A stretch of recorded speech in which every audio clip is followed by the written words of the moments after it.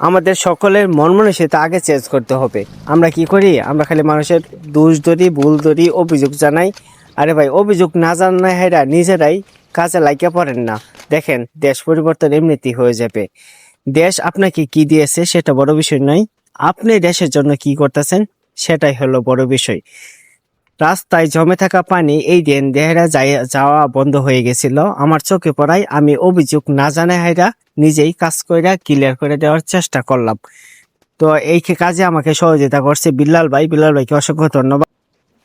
আপনার সামনে যদি আমার ভিডিওটা যায় থাকে তো অবশ্যই লাইক, কমেন্ট, শেয়ার করে সাথে থাকবেন।